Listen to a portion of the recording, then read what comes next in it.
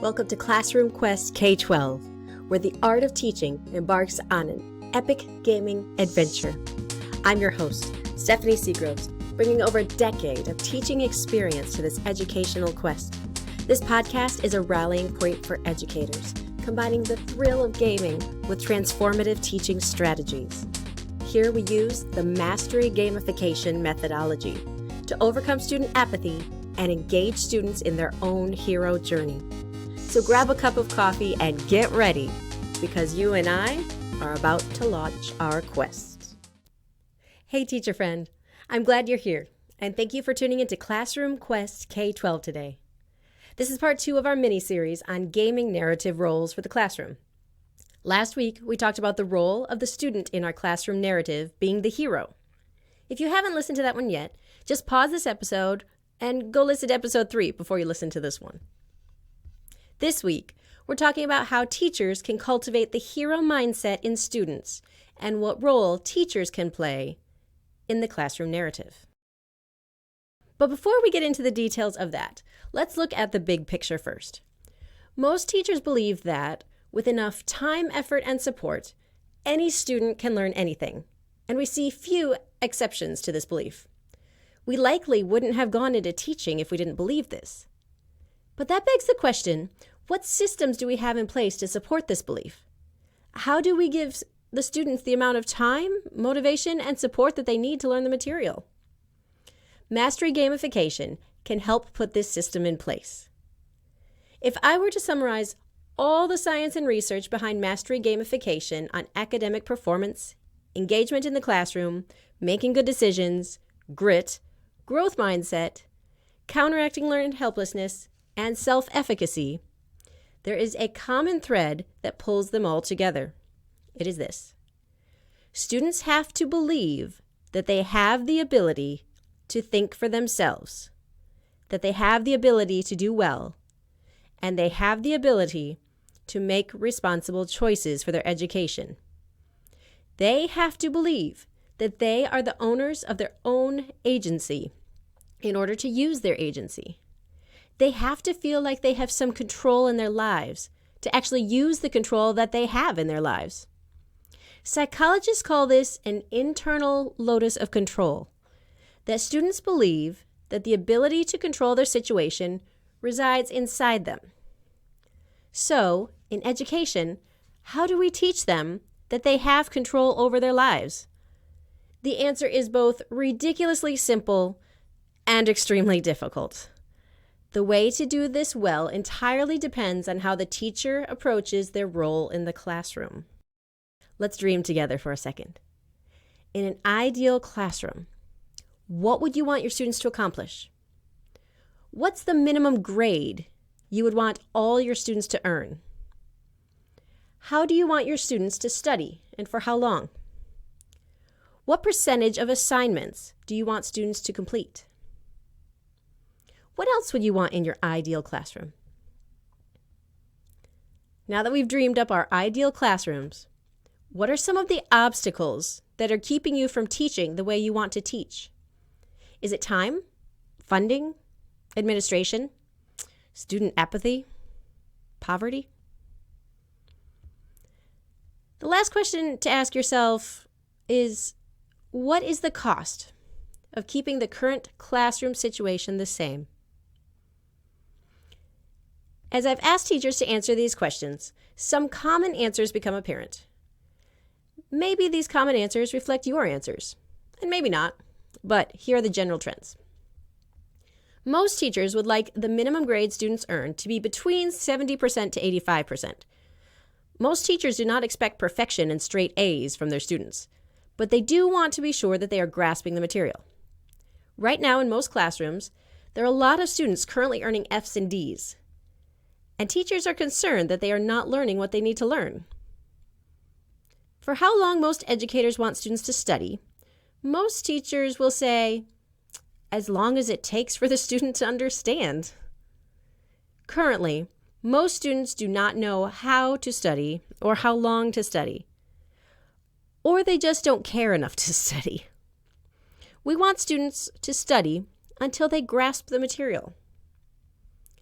Finally, Most teachers would like students to complete between 90% to 100% of assignments. This statistic reflects the work ethic that teachers would like to see in their students. Again, most teachers do not expect perfection, but they want their students to put in the work required to gain understanding. Currently, many classrooms have a much lower percentage of work turned in.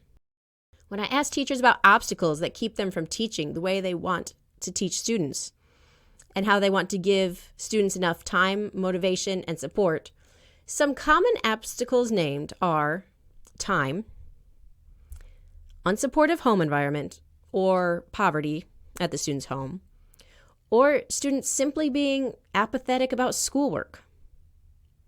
The third question is a bit of a dose of reality. Many teachers kind of assume that if they keep doing what they're doing, eventually these problems we face in the classroom won't be so bad. But in reality, if we keep doing what we're doing, we'll keep getting what we're currently getting. And for many teachers, that is underachieving, low work ethic, apathetic student work. But students need the skills of grit and self-efficacy to become successful. So how do we empower students with this knowledge that they are in control of their education and circumstances? If they have to believe they're in control, how do we get them to believe it? The research says that students need to feel like they have some control and that they have the capability to do hard stuff for them to take initiative. So the question is, how do we empower teachers with effective strategies to reach and empower our modern students? How can we avoid all those things we don't like? Student apathy, underachievement, and minimal work ethic, and help students become the gritty, hardworking, high-achieving people we know they can be. Let me tell you a story about two teachers. Let's call them Mr. A and Mr. B. Both teachers have been teaching for years and have their systems down to a science. Mr. A has excellent lectures that he has honed for years. He stands in the front of his class and doles out his wisdom. He is an expert speaker who knows how to communicate information in a very efficient manner. He is excellent at classroom management.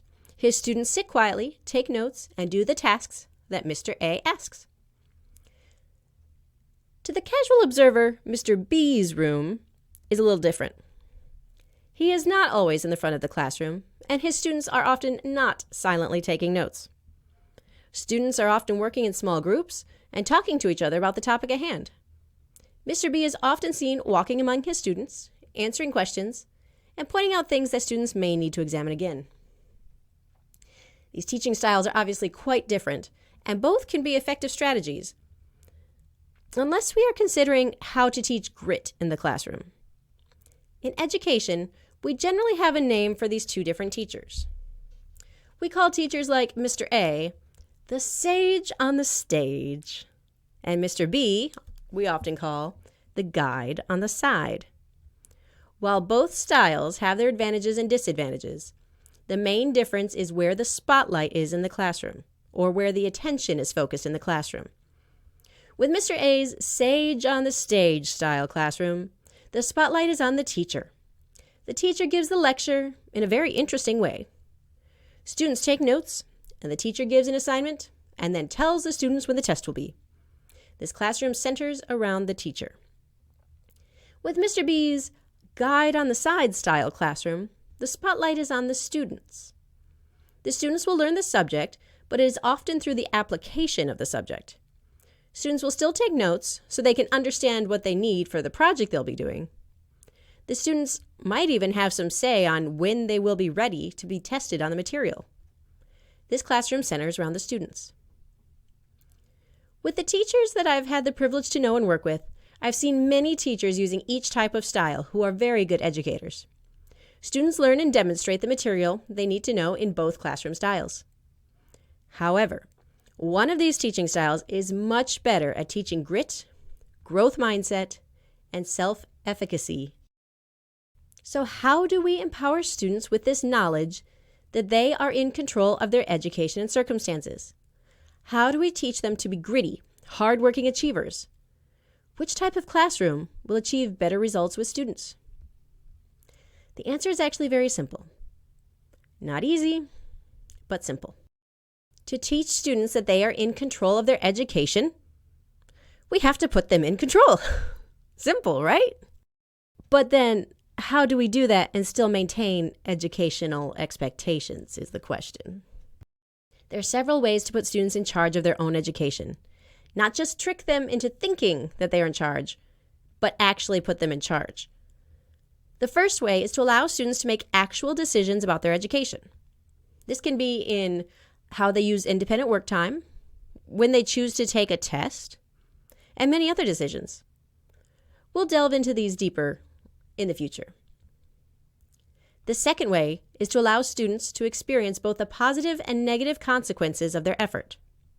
Now, this doesn't mean just throw the students to the wolves with no support. Teacher support is still incredibly important.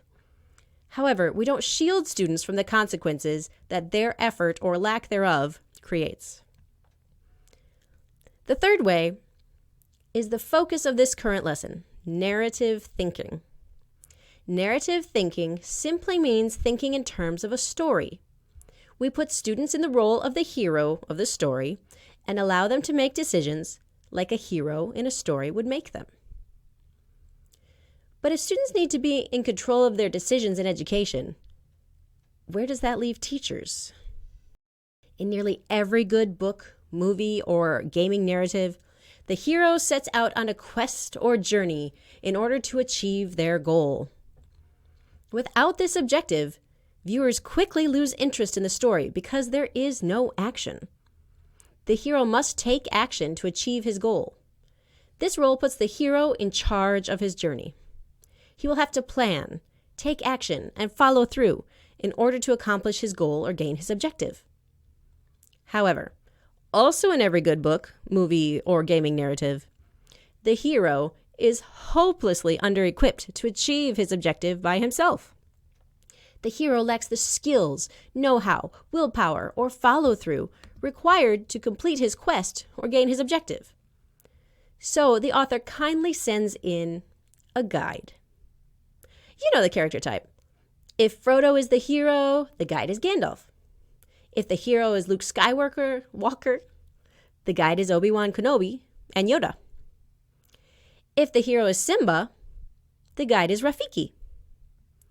The hero will almost always need some sort of guide to inspire or teach him so that he is able to complete his quest. The guide is a wise, respected, and experienced character who wants to help the hero accomplish his quest. But there is something important to note here. It is the hero who is on the quest and not the guide. The story is about the hero. The story is not about the guide. The hero is in charge and the guide is the support. This is why Mastery Gamification prefers the guide on the side style of classroom. As the teacher guide, teachers must allow students to take the reins, make their own decisions and mistakes, and the teacher guide is there to support the hero. This paradigm shift can be difficult for some educators. Many of us enjoy the sovereignty that we have in our own classrooms. I've been known to tell my students that my classroom is a monarchy and I'm the queen. And honestly, a little bit of that is not a bad thing. The guide in a story must be respected, or he is not a fit guide. If the guide cannot demonstrate his expertise and experience, he will be of little use to the hero. But there is a difference between demonstrating our expertise and stealing the spotlight from the students. If our goal is to cultivate student heroes in the classroom, teachers must take the role of the wise and respected guide. But there are other roles that teachers fall into that are not helpful in cultivating student heroes. To borrow from video game roles, the teacher can easily become either an NPC or a villain. In video games, an NPC is a non-player character. It is a character that is programmed to do a series of actions. There is no human playing as the NPC to make the NPC move or act. The NPC is similar to an extra in a play. The NPC is there in the story and may have a small part to play, but is ultimately of little help to the hero. and has hardly any personality. If a teacher becomes an NPC in their classroom, it's not really good or bad. I had several good teachers growing up that I would consider NPCs. They offered me a bit of knowledge that may or may not have helped me on my journey, but they didn't have much influence on my life, goals, or development. This is an easy role for teachers to fall into if they're frustrated by an inability to reach their students. The NPC does not have the ability or will to guide the hero, but they also do not want to harm the hero. The NPC teacher often needs to be empowered so that he can find his passion again and live up to his role. However, if a teacher plays the role of a villain, there can be dire consequences. As we talked about last week, a villain takes action to harm others or make others feel small. In essence, a villain wants to steal the hero's agency and impose their villainous will on the hero. A teacher villain will not allow his students to think for themselves. He will impose his will on the students, and he will label them as failures or troublemakers when the students do not live up to his expectations. So what's a student to do if they encounter a teacher villain? Well, there are a limited number of options available to them. If a student encounters a teacher villain, the easiest course of action is to allow themselves to become a victim. When we discussed the victim mindset in students last week, we defined it as students who feel like they have no control over their circumstances.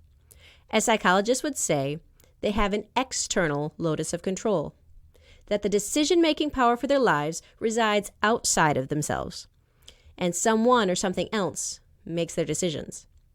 The victim mindset assumes that they are being controlled by outside forces, and they do not have agency or decision opportunities inside of themselves. This is not conducive to students learning growth mindset, grit, or self-efficacy. Yet many students take on this role when confronted with a teacher villain. The other main option that students can choose is to remain a student hero and remain in control of their own agency. However, here's the problem.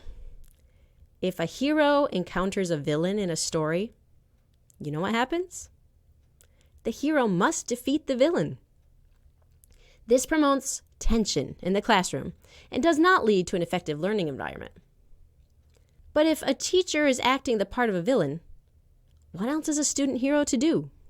Villains must be defeated.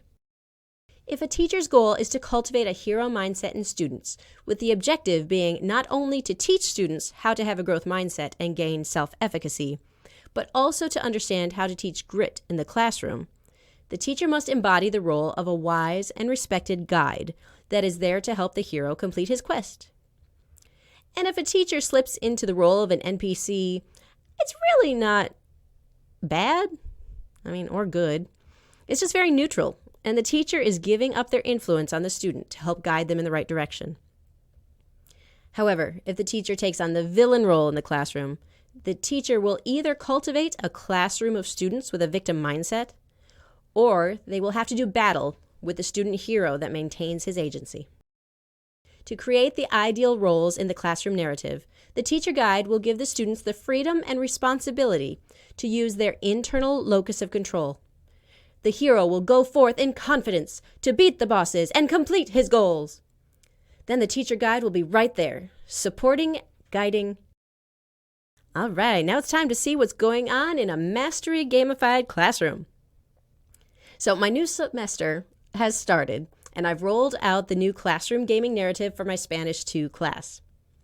The narrative for Spanish 2 is that the students have become time guardians and are traveling through time to several Spanish-speaking countries to fight the 7 deadly sins that are influencing the era by finding a real historical person who embodies the opposite virtue to help them defeat the sin. The first level is during the Mexican Revolution, and the 30-year president/dictator Porfirio Diaz embodies the sin of sloth because of his neglect of the lower classes during his reign. And Francisco Madero, who becomes president after Diaz, embodies the virtue of diligence. I put the stories in a script format, so that student volunteers can read the various characters, just like in a script for theater. As we were reading the story for the first day, I was struck again by the power of narrative for teaching. My normally very talkative Spanish 2 class grew silent, except for those who were reading character parts, and they really got into the story. A good story is engaging and naturally pulls students in. While I've rolled out the first part of the gaming narrative, I haven't quite finished the first level yet. I'm currently working on the unit review for Spanish 2, and I'm excited in how it's turning out. Instead of a boring test review, students are preparing for their boss battle with Sloth. In order to challenge Sloth in a boss battle, the Time Guardians must reach Sloth's secret cave, but it won't be easy. There are 4 challenges that they must complete on the way to Sloth's cave in order to progress closer. The first challenge is a reading challenge. There are giant rocks blocking the only path to Sloth's cave that have a force field around them that does not allow for climbing. The challenge is that they must read and understand the ancient runes on the rocks. And these runes just so happen to be a short paragraph in Spanish. In order to progress, once they have correctly read and understood the paragraph, the rocks slide out of the way to allow safe passage until the next challenge pops up. There's also a speaking challenge that happens when the Time Guardians come to a giant canyon that they must cross to continue on their path. Astrid almost falls into the canyon, but she's saved at the last minute by our heroic Time Guardian. In order to cross the canyon, the Time Guardian must speak phrases in Spanish that we have learned in this level. With each correctly uttered word, part of a luminescent bridge appears so that the Time Guardians can walk across in safety. Now, teachers, it's time to heed the call of the quest. Get ready and gear up. Your Master Teacher quest is here, only for those bold enough and brave enough to try. Your Master Teacher quest for this week is to observe your own behavior in the classroom and identify when you are acting the role of teacher guide, or NPC, or teacher villain. Once you have noticed these tendencies, think back to the students you observed in the last week's Master Teacher quest and see how you can help them cultivate a hero mindset with an internal locus of control, and see how you can spend more time as a teacher guide and less time as an NPC or villain. Now, nobody's perfect. There have been days that I have slipped into the teacher villain. But if I need to, I just apologize and move on. And kids respect that. And there you have it. Now that you know the importance of stories and how stories impact student engagement in the classroom, I hope you can use this information to start thinking in the context of stories and how to leverage them for the benefit of your students. Until next time, remember, empowered teachers empower students, and empowered students learn.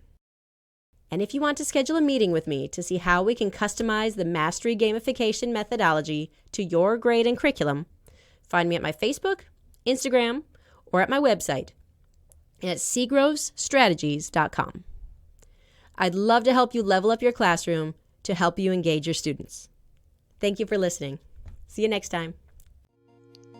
Thank you for tuning in to Classroom Quest K-12. If you're curious to learn more about the Mastery Gamification methodology or want to join the conversation, head over to my Facebook or Instagram. And if you know a teacher friend that would be interested in what you heard today, make sure to share this episode with them. Also, for those eager to see if this approach fits your teaching style, don't forget to sign up and get your free quiz at segrovesstrategies.com. Until next time, keep inspiring, keep teaching, and keep making a difference.